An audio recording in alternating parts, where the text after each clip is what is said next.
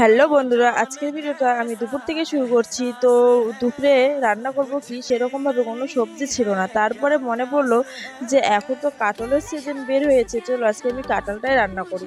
তো দেখো, কাঁঠাল আমি একজনের বাড়ি থেকে নিয়ে আসলাম, তারপরে আমি কাঁঠালটা রান্না করছি। আমি জানি না তোমরা কি বলো, তো আমরা বলি কাঁঠালের সবজি।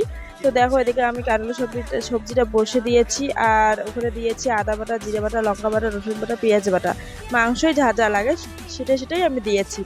এর মধ্যে যদি একটু চিংড়ি মাছ দিতাম তাহলে একটু ভালো লাগতো, কিন্তু আমি চিংড়ি মাছ সেরকম খাই না, ওর জন্য। তো এদিকে দেখো, আমি মশলা দিয়ে কষে নিয়েছি, আর আমি এদিকে তোমাদেরকে বলছি যে আমি রান্না করতে তাই ঘেমে গিয়েছি তাই। আর এদিকে দেখো, ওরা দুইজনে দুটো সাইকেল ধুচ্ছে, আর আবার মানে ঘর দুগুলো একদম জলে জলে শেষ করে দিচ্ছে। তারপর দেখো, ফাইনালি আমার সবজিটা প্রায় হওয়ার দিকে, আর আমি এদিকে দিয়ে দিলাম গরম মশলা গুঁড়া, আর এদিকে গরম মশলা দিয়ে একটু ফুটিয়ে আমি নামিয়ে নিব। তো দেখো, কালারটা কি অসাধারণ হয়েছে, আর খেতেও কিন্তু খুব সুন্দর হয়েছে। তো এদিকে রান্না রান্না করে কিন্তু আমি চান করতে যাব। তো চান টান করে খাওয়া দাওয়া করে বন্ধু আর সেরকম ভিডিও করতে পারিনি, কেন কি আমরা অনেকক্ষণ ঘুমাই পড়ছি, 2টা থেকে 4টা না 5টা পর্যন্ত ঘুমাচ্ছি।